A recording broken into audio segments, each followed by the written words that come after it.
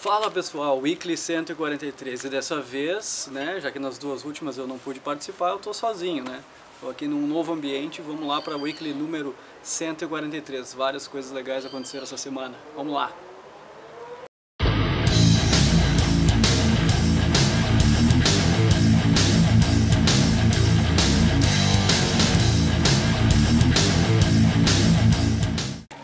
E iniciando com o desabafo do Lucas Radaelli, né? Para quem não conhece, o Lucas Radaelli é um desenvolvedor no Google, né? Ele é deficiente visual, ou cego, como ele gosta de ser chamado. E eu achei bem interessante esse post dele no Facebook, onde ele relata uma série de coisas lá, principalmente sobre uma menina que enviou para ele uma mensagem pedindo dicas, né? De como que ele conseguiu chegar onde ele chegou e como que ele faz para lidar com os problemas da deficiência visual. E ele fez um texto bem grande lá e é bem esclarecedor, assim. Ele ainda dá para notar que para quem tem essa deficiência ainda é muito difícil de fazer qualquer tipo de coisa, né? Então vale a leitura lá e vale também a gente se conscientizar, né, em desenvolver as nossas aplicações mais acessíveis e não só isso, né, qualquer coisa, não só aplicações, né? E falando sobre acessibilidade, o Reinaldo Ferraz fez um post muito legal no blog da W3C falando sobre esse novo recurso do Twitter, que parece bem besta, né? E eu olhei, tecnicamente é basicamente um alt, né, na imagem, mas é um recurso que estava faltando e agora na aplicação ainda não tem no browser, mas no aplicativo do Twitter, quando tu vai subir uma foto, tu pode colocar uma descrição para leitores, né?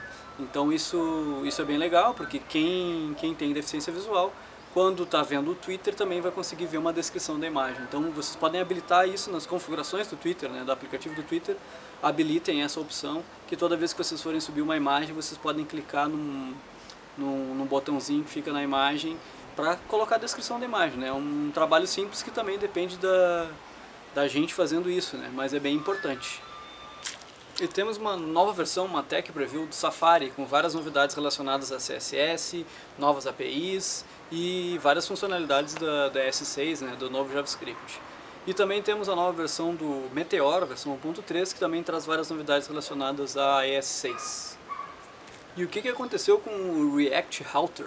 Uma coisa bem interessante aconteceu essa semana, que foi relacionado ao projeto React Router, que um desenvolvedor frustrado resolveu fazer um fork desse projeto e continuar na sua própria versão implementando as coisas que ele queria. Acontece que ficou meio estranho porque o próprio Ryan Florence, que é o cara responsável pelo React Router, comentou lá no post dele falando sobre essa atitude dele, e deu para notar que o cara não tinha muita noção de como trabalhar em comunidade, assim, porque o Ryan Florence, que é o mantenedor, estava viajando, o cara trabalha, e ficou algum tempo sem responder as perguntas desse desenvolvedor, e o cara simplesmente resolveu fazer um fork do projeto e continuar da maneira que ele acha. Então, trabalho em comunidade é uma coisa difícil, a gente tem que tentar entender o contexto que a gente está, né? Nesse caso aí, claramente, esse desenvolvedor não tem muita noção do que ele está fazendo com o projeto, porque ele quer implementar as features dele, sendo que ele disse que ele precisava dessas features nos projetos dele, mas não é assim que funciona, né? Então, acho que o React Router continua bem lá com o Ryan Florence, com a comunidade que já tem lá, e esse fork desse desenvolvedor aí vai servir para ele entender um pouquinho mais como é que funcionam as coisas no desenvolvimento open source. Uma fantástica diversidade no mundo do front-end. Esse é um artigo bem interessante da Jessica, onde ela fala sobre a diversidade do front-end, sobre quais são os cargos, qual é o nome do seu cargo, front-end engineer, software developer, ou desenvolvedor JavaScript. Enfim, esse é um assunto que me interessa bastante, né? Eu já estou na área há bastante tempo e foi bem legal ver o relato dela sobre as vagas que ela viu, sobre o que ela já enfrentou na carreira dela. Também é legal ver o comentário da comunidade front-end, ela até cita uma discussão em um fórum de front-end onde tentam inclusive separar, né, quem é front-end engineer, quem é software developer, enfim, é bem legal, vale a pena dar uma lida lá no artigo que está bem interessante. Deploys instantâneos com o Now. Eu tive a oportunidade de falar com o Guillermo Haut, lá em São Francisco, e ele me deu um rápido overview do que é o Now, e a gente fez um post lá no Brasil JS falando sobre esse projeto, que é um projeto muito interessante, onde rapidamente tu consegue botar uma aplicação Node rodando um servidor na nuvem sem muita dificuldade, fazendo deploy, tem URLs únicas que nunca morrem. E é bem interessante, vale a pena dar uma olhada. Tem um artigo esse no portal BrasilJS, onde a gente mostra como fazer, como utilizar. E tendo o Guillermo Haut por trás do projeto, a gente precisa ficar de olho que o cara é um gênio. E o Maximiliano Firtman, o Firt, fez um artigo bem interessante falando sobre Service Workers versus AppCache. E o que ele fala faz bastante sentido. Ele sente a falta de uma API de alto nível, assim como era o AppCache, onde só definia um manifesto e o browser tratava de cuidar do resto, né? A API de Service Workers é muito mais baixo nível, a gente trata todas as requisições, a gente consegue fazer como se fosse um proxy para todas as requisições no browser. E a opinião dele, o que me fez pensar bastante também, é que isso é muito baixo nível, né? Toda vez que tu tiver que implementar um site offline, tu precisa lidar com esse tipo de coisa. E a proposta dele é que a gente tenha, sim, continue tendo Service Worker, que é muito poderoso, mas que a gente tenha também uma API mais alto nível, assim como o AppCache, né?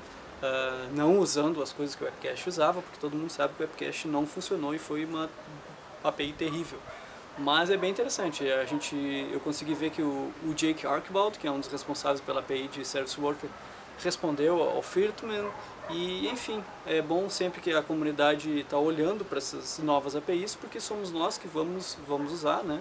E a gente tem o poder de conseguir interferir, né? Como o Firtman provavelmente está interferindo. E essa semana ainda temos artigos sobre usando o Spread Operator no ES6, sobre ninguém usa mais o Ember, e sobre o problema da discoverabilidade de web apps. É interessante ler sobre esse assunto. E os eventos de front-end não param. Essa semana nós temos, no próximo final de semana, no sábado, o Front em Cuiabá. Então, se tu é da região, não perde esse baita evento. Foram anunciados os novos palestrantes da RSJS, que vai acontecer no próximo final de semana, e também tem o SC Dev Summit, que vai acontecer nos dias 20 e 21 de maio. Vários eventos, né? Não podemos perder. Então é isso, pessoal. Chegamos ao fim da BrasilJS Weekly número 143, dessa vez aqui no meio da natureza, com um passarinho, com um cachorro, com tudo mais. Espero que o vídeo tenha ficado bom. Continuem mandando suas dicas pelo GitHub, né? São com as dicas que a gente consegue criar a Weekly, né? E discutir sobre esses assuntos. Não esqueçam da BrasilJS Conf, que acontece em agosto. Se inscrevam no canal aqui, assinem a newsletter e continuem sendo essa comunidade incrível que vocês são. Valeu, até a próxima!